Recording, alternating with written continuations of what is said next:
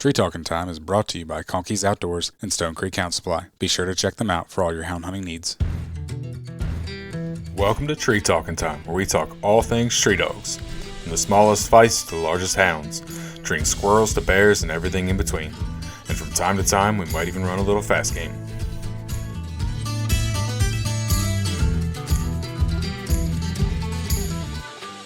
Welcome back to another episode of Tree Talking Time.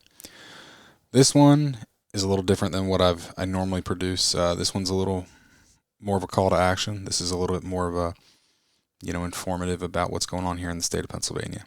We've had some unfavorable legislation proposed. It's not an outright attack on us. My guest, John, is going to take the time to explain kind of what the bill is, why it's not favorable, and just the importance of being politically involved. Because even when it's not an outright attack, there's legislation that's being potentially passed, and that can still affect us as houndsmen. So it's a little different this week. Also, just want to talk about the summer giveaway. Still haven't lined out exactly what those prizes are going to be, but we've got a squaller from Redfern Hound Supply. We have a squaller from Conkey's Outdoors. We have an annual subscription to Full Cry magazine, and we have a briar-proof jacket from Stone Creek Hound Supply, plus some hat and shirts and swag and some other stuff like that. So definitely want to make sure you enter this giveaway. The way you enter this giveaway is by purchasing any of the shirts at treetalkin.com. If you have already purchased a shirt, you are already entered. There will be an additional way to enter if you purchase shirts or hats at like Autumn Oaks last year, or just additional entries here probably in the next couple weeks. Be on the lookout for that post on Facebook. In the meantime, every item that is purchased is an entry. So you buy 10 shirts from now until the end of August when we do this drawing, it's 10 entries. So be sure to check it out. And like I said, there's breed shirts, there's the logo shirt. So whichever you prefer. I will say the shirts kind of run a little smaller for the adult shirts. So maybe size up. Just my recommendation. Like I said, this one's probably not the most fun episode. It does have an important message on, and if you're from Pennsylvania, it's very important. That way you can contact your representatives. So stay tuned. You ready to talk about the wonderfully interesting subject of legislation? It's everyone's favorite subject. Well, maybe we can make it bright and lively. I don't know. It makes me want to beat my head up against the wall because it's just so frustrating. Sometimes I know it's not done on purpose. Like, I think in a lot of our case, it's not necessarily an attack on us. But then, like, I listened to a podcast today, and it was about what's going on in Colorado with, trying to ban mountain lion hunting. And it's like, that's an outright attack. And, the way they're trying to word that and set precedent, it could be detrimental to hunting in general. So it's just a frustrating thing. Yes. Like I said, we'll try to make it as entertaining as possible. Okay. I don't know how well we'll do, but we'll try. But before we get into the legislation, why don't you just give us a little brief of who John Gibble is, Okay. Well, John Gibble is a beagler. I've been raising beagles, training them, hunting them, field trialing them since, 38 years, I believe. Okay. So I've been club president, involved in field trial secretaries, committees, president of the Pennsylvania Beagle Gun Dog Association, then to the Northeast Beagle Gun Dog Federation. Okay. And I'm currently their vice president for government relations. Mm-hmm. We represent 42 Beagle clubs. Get to work with other great groups like Pennsylvania Fox and Coyote Hunters, yep, Pennsylvania Night Hunters.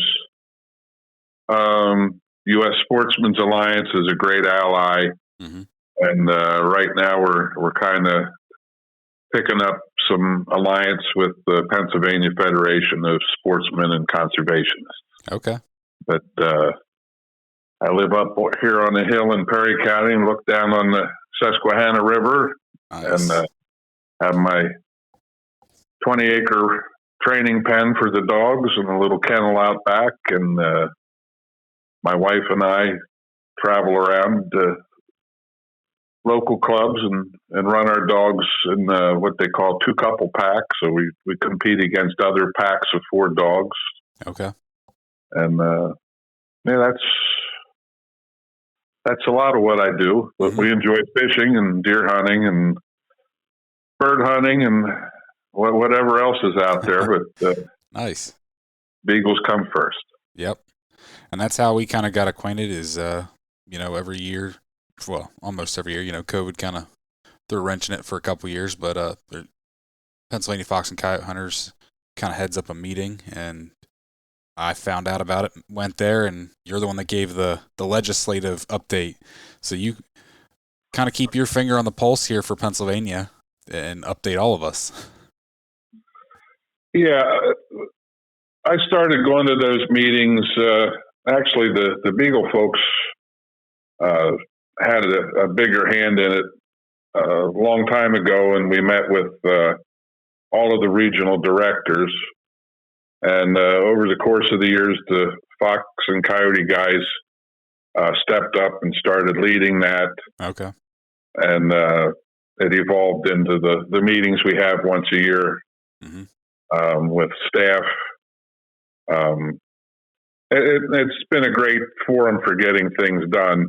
Yeah. Explaining things to the Game Commission that, a Garmin tracking collar doesn't really help you harvest game. So we're not really in violation of their prohibition on use of electronic devices to harvest game. That we're using it to, keep track of our dogs and correct them where necessary.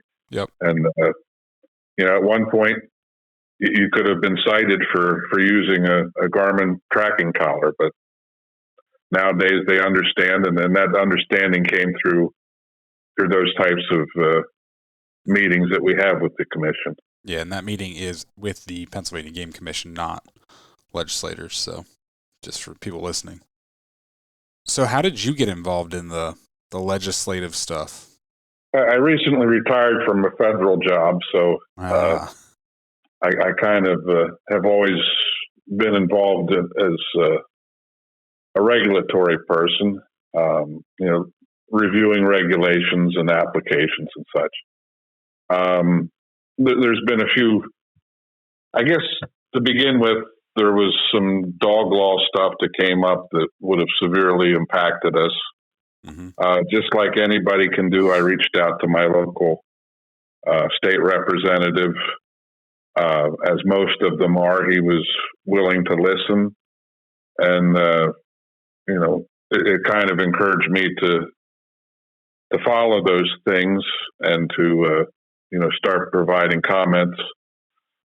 Started with, myself and then my Beagle Club. And when I was president of the Pennsylvania Gun Dog Association, we established a legislative program. So that was part of our service to our member clubs was, to keep them updated on those things. And now we've moved it over to the Northeast Federation. And we're working on stuff, 2 years ago, New Hampshire was trying to regulate how our clubs manage their game, their snowshoe hare populations. They wanted to outlaw any type of trap and transfer or any type of propagation. And we worked on that. So we see a lot of different initiatives. Oh, I'm sure. So the Northeast Beagle Gun Dog Federation covers more than just the state of Pennsylvania. So I guess I never really thought about that you have to track legislation for other states as well. Like I said, since most of our talks have been just about Pennsylvania. Right. I never even thought about that, but now that you mention it, obviously it makes sense. Just hadn't crossed my mind. Unfortunately, I'm still just a volunteer position. But we work with the American Kennel Club has a legislative arm that those folks are pretty terrific. And if you go onto the AKC website, they have a government relations page. it's a great resource if you want to find out what's going on in your state and what you can do about it. There's a list of all pending legislation pertaining to dogs, sorted by state. Good to and know. AKC has a legislative person that covers. I mean, they usually cover several states, but the person they have up in New England is just fantastic, and she's always been a great partner, even with hunting related things, dog hunting related things. So. See, that's something, I'm not saying there's not AKC registered coonhounds, but a lot of my listeners from Kurz and Feist and coonhounds, AKC is not a big registry for us, so therefore, it's not something a lot of the listeners would have ever thought to, a place that the listeners would have thought to look. So that's good to know that, even though our breed might not be represented or represented well, at least, that it's still something that they do and we can definitely utilize. Well, the UKC is no stranger to legislative advocacy for dogs.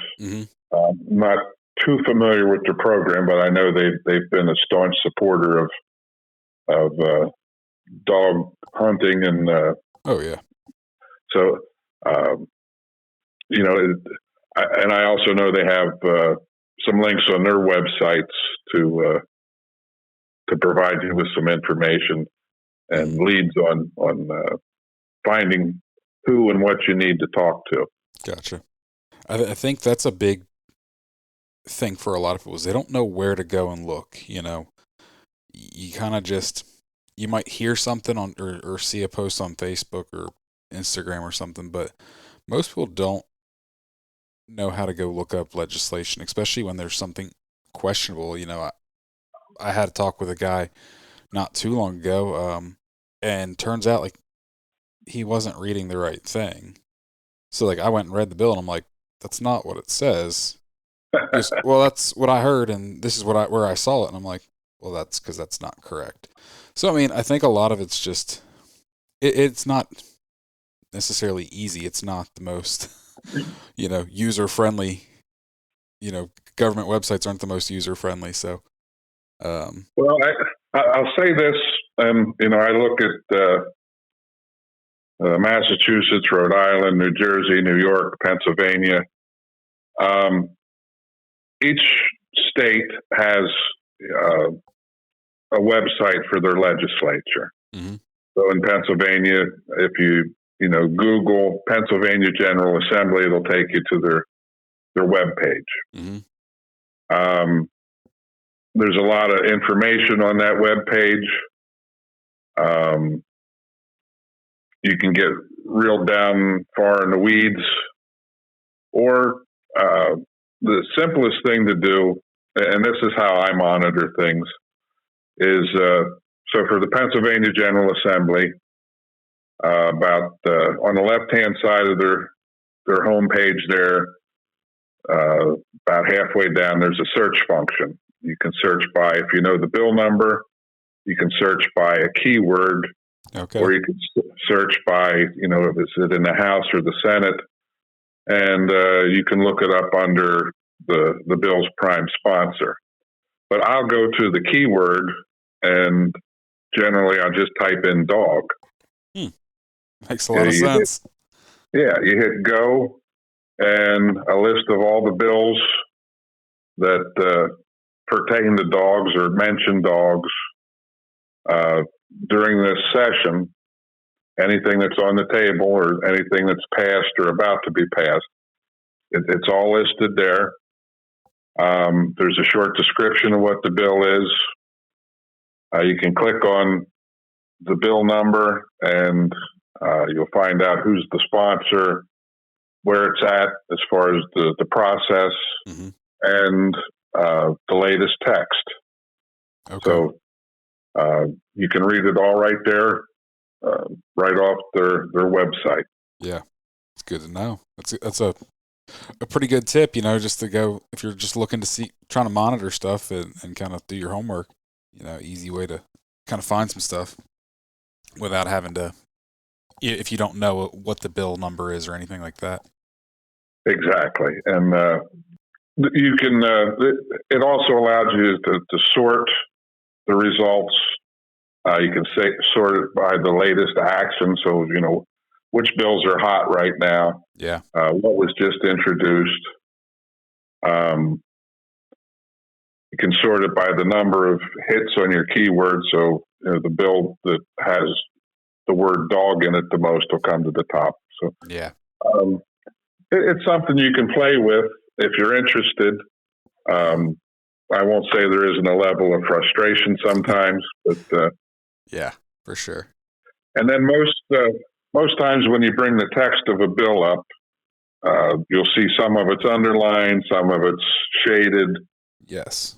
So if you read the web page, it'll tell you, like in Pennsylvania, if it's underlined, that's what they want to add to the bill or to the statute. Mm-hmm. If it's shaded, that's what they want to remove. Okay. Good to know. Conkey's Outdoors is proud to be a sponsor of Tree Talking Time. Family, hunting, tradition is the Conkey's motto. They understand the importance of passing down the tradition of hound hunting. They are a family-owned business that treats you like family. They also understand the importance of having the gear you need when you need it. Conkey's carries everything for your next hunt, and it ships to your door quick. They also offer great warranties on all tracking systems and financing options. Check them out at conkeys.com. You can also use the code TreeTalkingTime5 in all caps to save as well. So that kind of brings us to our issue here in Pennsylvania. Kind of what we're dealing with, and like I said, this is nothing by comparison to what some other places are facing, but it definitely still affects us here in Pennsylvania. I think what's going on right now is interesting in that much of the legislation that we're opposed to stems from animal rights lobbyists. Humane Society of the United States has a lobbyist in every state capital, a full-time lobbyist in every state capital. Mm-hmm. And,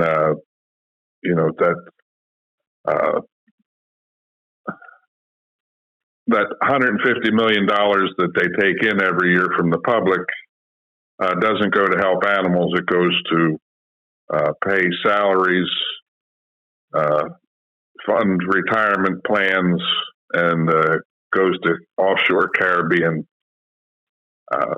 accounts. Yeah. But the money that they spend is with lawyers and lobbyists trying to promote these anti-hunting agendas that they want to push. Yeah. So what's going on in Pennsylvania right now is that it's not an issue being pushed by Humane Society or other animal rights groups. It's a bargain between the legislature and the Pennsylvania Farm Bureau. Yep. So for several years, the legislature has been backing plans to allow Sunday hunting in Pennsylvania. Mm-hmm. So for your out-of-state listeners, Pennsylvania is one of the few states that does not allow hunting on Sundays. The legislature is trying to correct that. And the biggest opposition to Sunday hunting has been our Pennsylvania Farm Bureau. Mm-hmm. Oddly, one of our good partners in a lot of these legislative problems. Yeah. So after the Sunday hunting initiative failed several years ago due to opposition from the Farm Bureau, the legislature and some lobbyists reached out to the Farm Bureau and says, well, what would it take to make Sunday hunting possible with you folks? And the Farm Bureau came back with a list of things that have been incorporated into several bills. One of them was an upgrade to the hunting while trespassing while hunting statute. Oddly, we had just had a renewed statute back in 2017, 2018. So it was kind of strange that it was being brought up again. And part of the language around that was Well, we found it curious that a phrase, including with the use of dogs, Yeah. which indicated that we're having a problem with dog hunters and we're having a problem with landowners.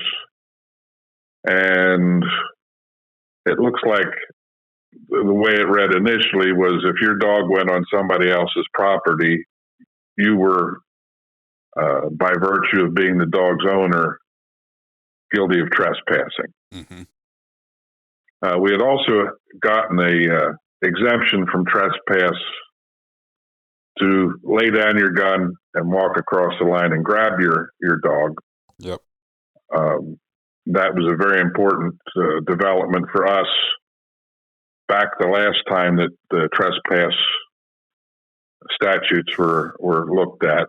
And that wasn't very long ago. That was only a couple of years ago. My recollection is 2017 and 18. Okay. So it's been around for a little bit. It's been tested. In our discussions with the Game Commission, they've had no problems with that exemption. And there's problems with dog hunters, but that hasn't been one of them. Yeah. So we were kind of shocked to see that exemption was removed and that, a dog could actually be guilty of trespass and that the penalties for a first offense included loss of hunting privileges for a year. Mm-hmm. Now, this was in a bill that was proposed through the Senate by the chairman of the Senate Game and Fisheries Committee, with backing from the U.S. Sportsmen's Alliance and a few other groups. We managed to get an audience with those folks, explained how that would absolutely shut down any type of hunting with dogs. Yeah. Fox hunting, coyote hunting, coon hunting, even rabbit hunting. I mean, I wish I could control where the rabbit goes, but that doesn't always happen. Oh, yeah. So the folks on the Senate Game and Fisheries Committee were happy to listen to us, and all the parts of that bill were removed. And we walked out of a hearing with the Senate Game and Fisheries very happy that they had listened. Yeah. Now, the next development was there was a companion bill brought into the House of Representatives. Mm-hmm. Okay, that's different from the Senate. And that bill included a lot of the same objectionable language. It passed out of committee and is now on the House floor. Mm-hmm. We're talking to our state representatives about this language and how it would shut down hunting with dogs. Now, what will happen is both bills have passed out of committee. Both are standing on the floor. The one we've worked on in the Senate is ready to be voted on by the full Senate. Mm-hmm. The one that kind of flew through the House just 2 weeks ago was released and put onto the House calendar. Generally, what happens if either bill passes, it still has to go to the other House. So the Senate bill will have to go through the House. Yep. The House bill would have to go through the Senate. They introduced these bills that are similar so that the House and the Senate Game and Fisheries Committee can sit down and work out the differences, and they'll come back with one bill that'll pass both houses and go to the governor for signature. Mm-hmm. So we're asking that our hound folks contact their state representative and tell them that they're in favor of the Senate bill, which we've already kind of vetted and we're happy with, Senate Bill 67. Okay. And that House Bill 2106, the one that still has all this objectionable language, that those parts of 2106 don't make it to the governor's office. In addition to the language about dogs trespassing, isn't there something about written permission as well? Okay, so our exception is that it reads clearly that the trespass shall not apply to an individual who attempts to hunt on private land without obtaining written permission of the owner. So that's something that they've added in.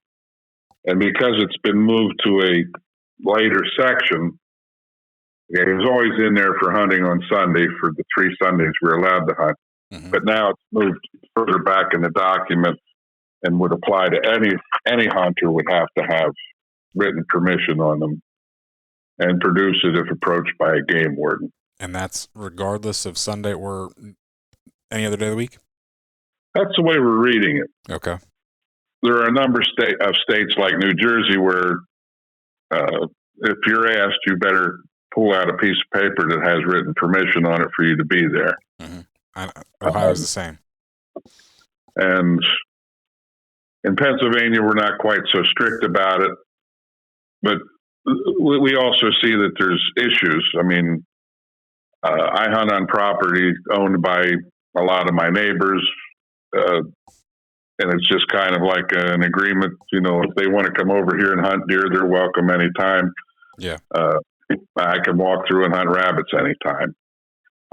For, somebody to get them up at 6 o'clock in the morning and say, hey, can I go rabbit hunting today? It's more of an irritation to them than it is, a courtesy. Yeah.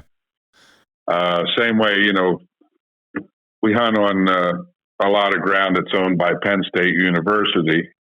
Mm-hmm. Where do I go to get written permission to hunt there? Yeah. Up in the northwest part of our state and in the northeast, there's large tracts of ground that are controlled by gas and oil companies or timber companies. Mm-hmm. Are they going to be writing out thousands of permission slips every year? Yeah, no, I hunt a piece of property that belongs to a water authority. Yeah. So, do I got to go ask the water authority for permission? Well, it's a good question. And,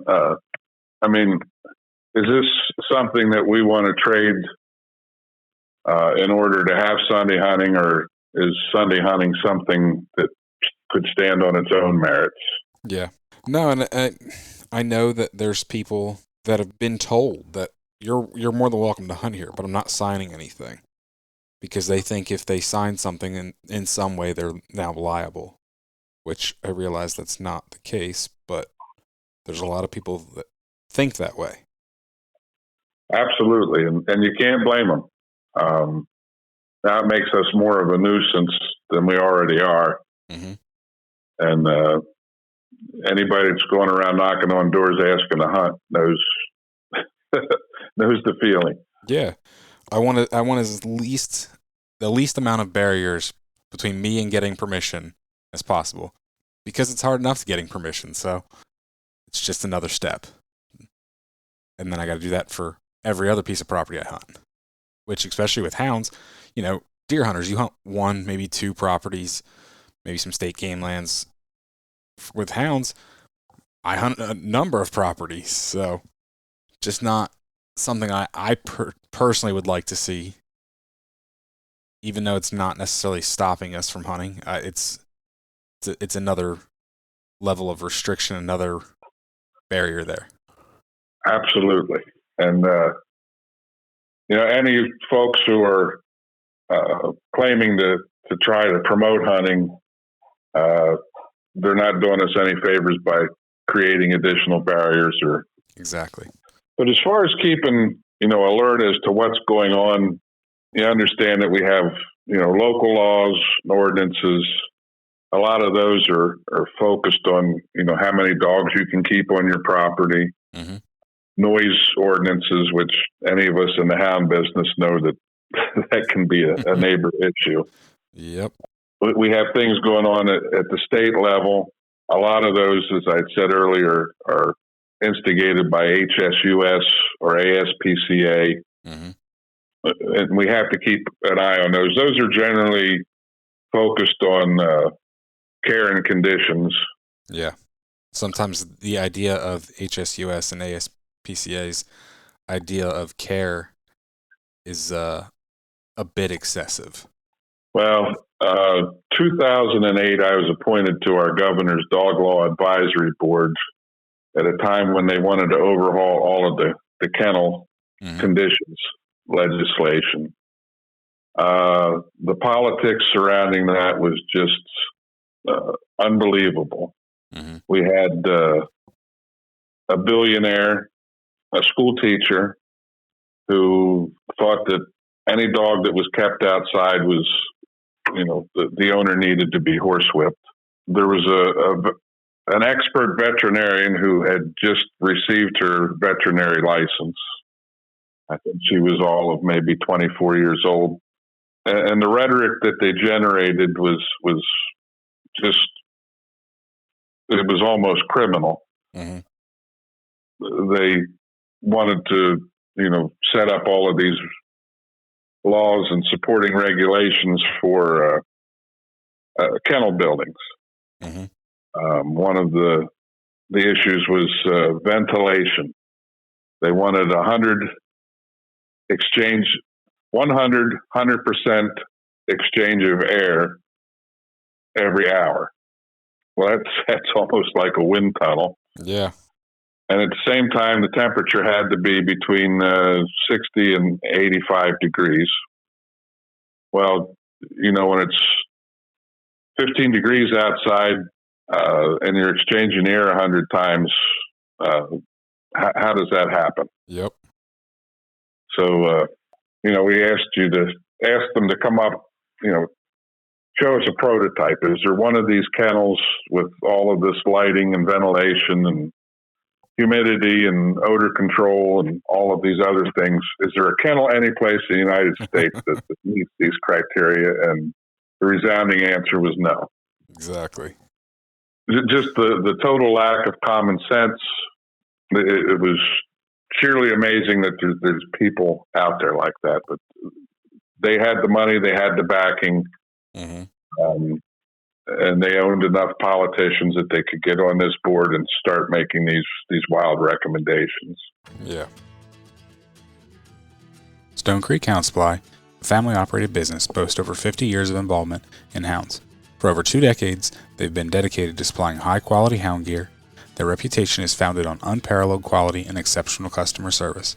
Crafted from U.S. source materials, Stone Creek clothing is meticulously manufactured right here in Pennsylvania. Through their commitment to excellence, many of their customers have become lifelong friends. Beyond the state level, we also have federal lawmaking.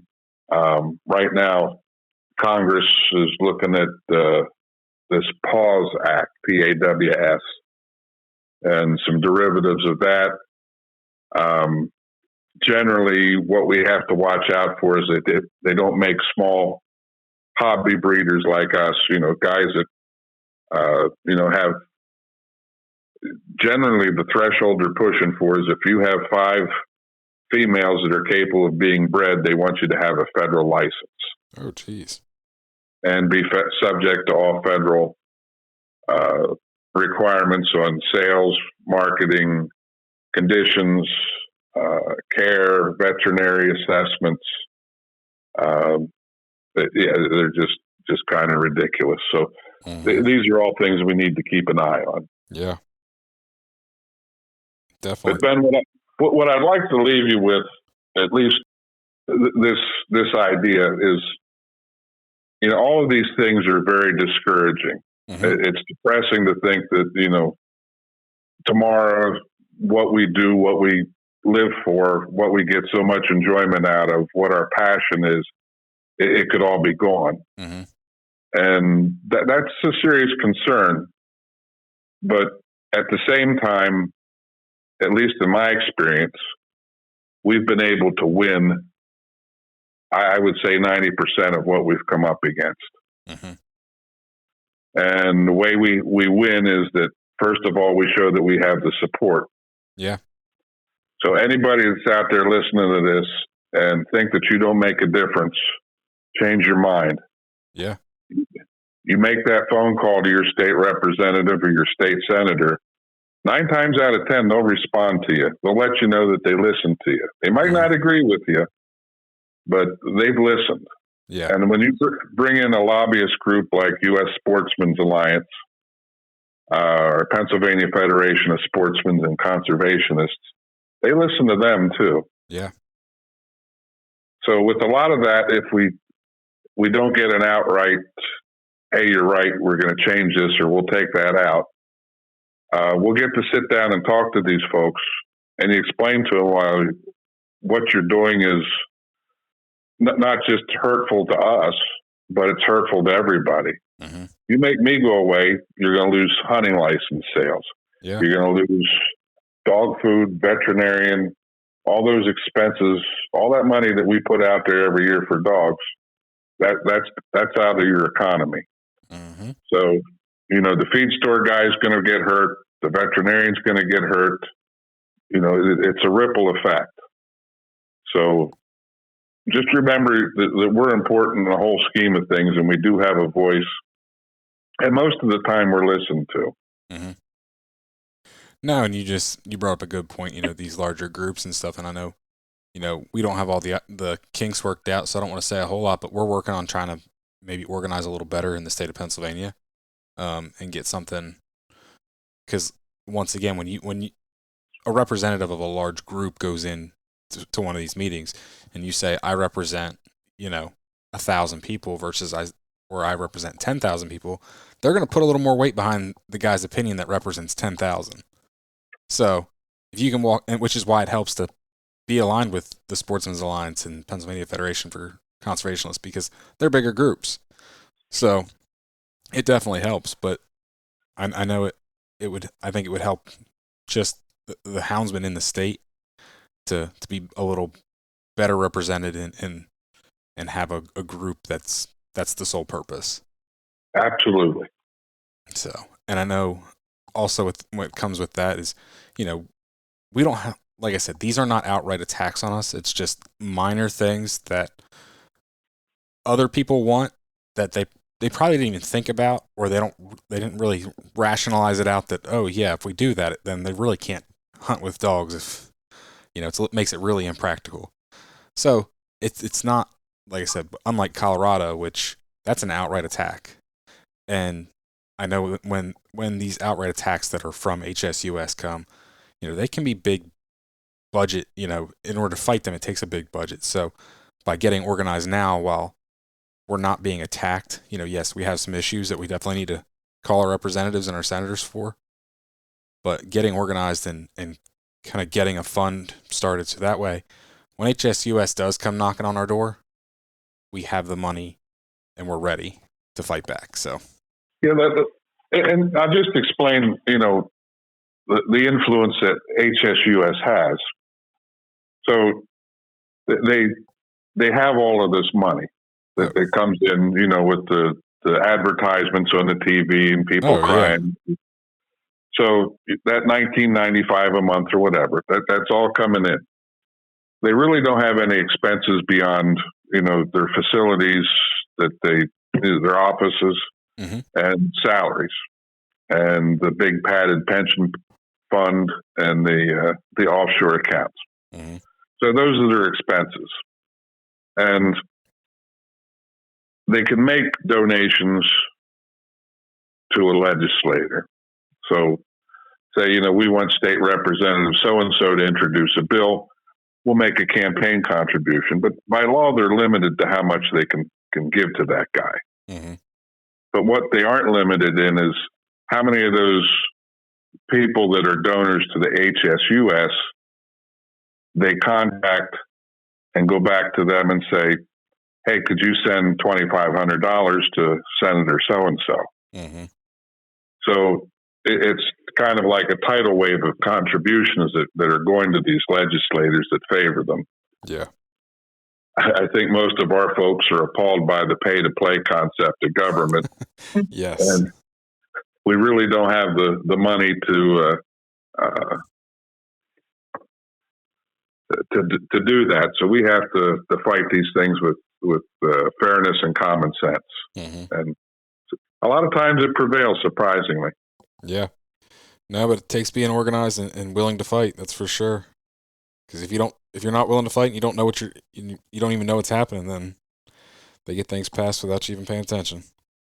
Well, I just stress that every phone call from our side of the street is important. Mm-hmm. For sure. Well, John, got anything else? Nope, probably bored folks to death. Hopefully you have a more interesting topic to follow up this segment with. And that's all right. No, it's an important thing that needs to be talked about. I realize you're not a regular listener to my podcast, but heck, probably 9-10 months ago I had a podcast and I said, I was like, I need to be more involved in this. I need to do more. And I really haven't. So in the coonhound space, in the big game hound space, there's a podcast, Houndsman XP. You might be familiar with that. Chris does a great job of this, and Chris leads the fight in a lot of ways. And I kind of let him handle that on the podcast front. But this is me kind of trying to make my stand and at least the first foot forward in it. So it might not be the most entertaining podcast, but I encourage people to get involved in their own states. If you want to maybe call a PA senator or congressman, you wouldn't hurt my feelings by any means. Even out of state people, they do listen to you. Well, I really appreciate you coming on, John. All right. We'll see you in the trenches. Yep. You can find me on Facebook and Instagram at Tree Talking Media. And until next time, keep them talking in the timber.